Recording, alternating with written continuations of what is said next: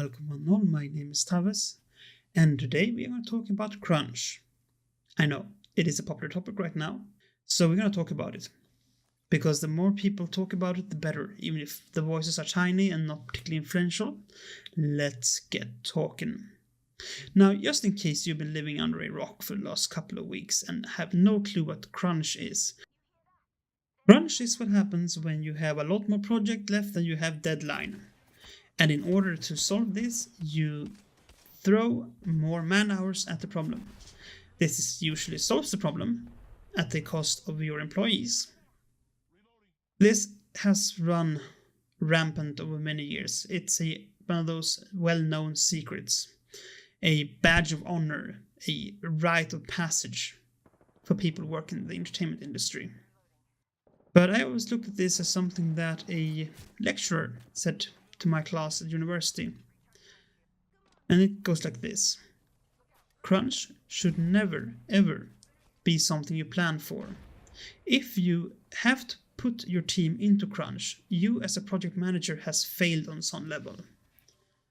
Either you have failed to plan for any contingency, or you have simply overestimated how much can get done. Never should you ever plan into your project a crunch period. Ever. Now, of course, I very well know that sometimes crunch has to happen. Sometimes things simply go so wrong that you can't predict it. You can't plan for it, and then you have to do some crunching. And that's okay.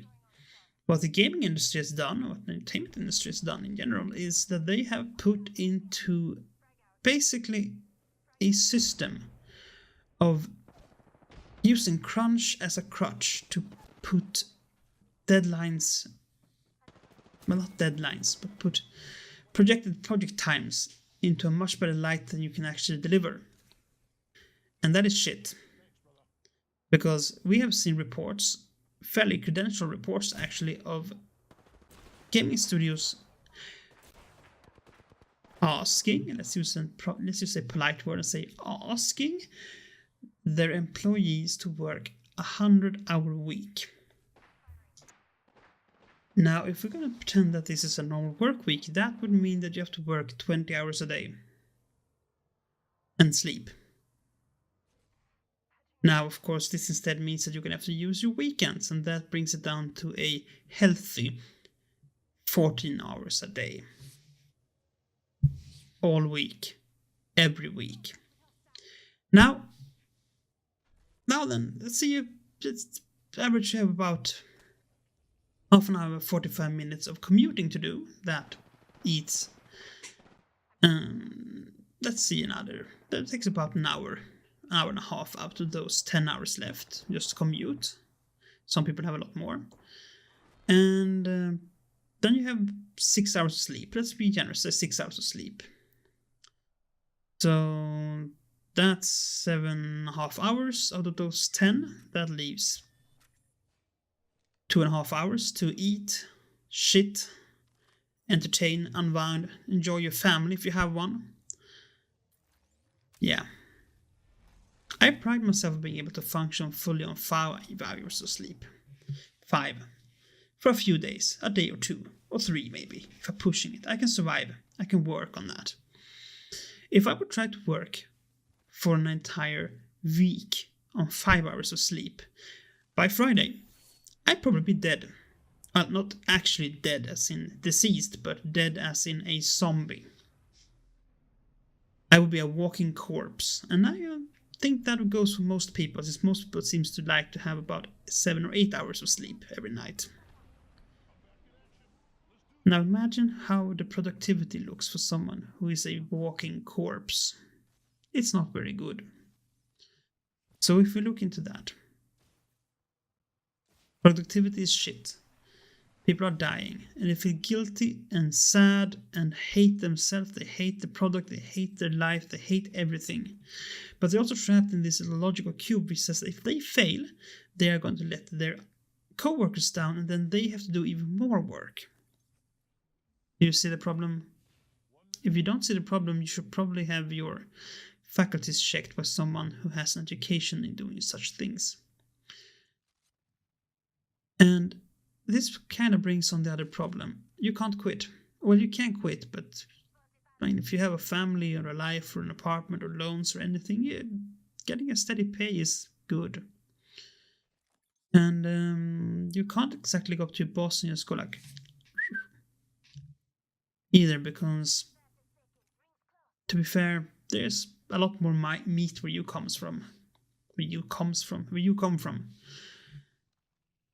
There's no lack of people to take your spot. And as long as that happens, they just meat for the grinder. They don't care. They just keep stuffing that grinder full and it keeps pasting out these dead sausages. Crunch is an unfortunate tool that should be used to salvage a project.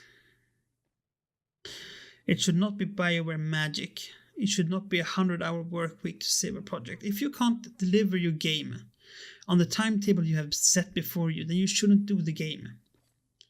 I know this sounds hard, but that's the way it is. You shouldn't do it. If you can't deliver, you shouldn't do it.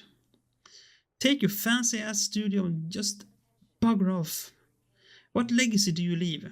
I mean, seriously. What legacy do you leave? Sure, your game gets delivered on time, but what do you do? What is your reputation worth? Is it worth to be known as a place that kills their employees? Because things are changing. Things are changing rapidly. This beautiful era of being able to completely dick over your employees is probably going down the drain right now. Now, I'm not saying that every studio is like this or every publisher is like this, but it is a problem within the entertainment industry. Crunch is a well-known fact. There's a culture around crunch which makes it very attractive because, as I say, it's a rite of passage. You haven't worked properly before you had a horrible, soul-crushing, potentially health-jeopardizing crunch. And that should tell you something. That should seriously tell you something. Now, if you want to see some really good stuff on this, I suggest swapping over to Jim Starlin because, as always, he tells us that it is. He's a straight shooter. A very angry man, but a straight shooter nonetheless. And I hope that if anyone ever puts you in a position where you have to work a crunch, that you have the ability or the possibility or the option to just say no. Because I don't want to put anyone through that. And if you are currently in a company working with crunch, I do hope for the love of God you take care of yourself. Put yourself first. There are always more jobs out there. Anyway, this became very sentimental all of a sudden, but you know what? Basically, crunch is the devil, and we need to do something about it. And I don't know how much I can do per se. All I can do is voice this, add my voice to the chorus, so to speak. But together, I think we have to do something, because people shouldn't die. Well, technically, no one has died yet, but you know, depression and shit. People shouldn't be in that position because they work. Ever. I mean, this horrible thing about this is that our crunch we're seeing right now in the gaming industry is nothing against a crunch they have within the medical community. They're on a constant crunch. They're broken down. They get grinded down to paste and spread all over the countryside. But they're at least in the business saving life. You can argue that they fulfill a role in society that makes them more, how should I put it? That makes it more necessary for them to have crunch. Games should never be in that position. No one needs a next Soul Calibur, Metal Gear Solid, or Fallout that much.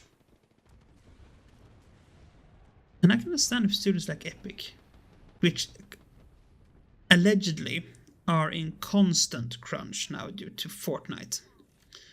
I can understand if they currently are in that position, because that game blew up like no one's business, and their investors probably want them to keep pounding out things just to keep the momentum going. But here's a question, Epic.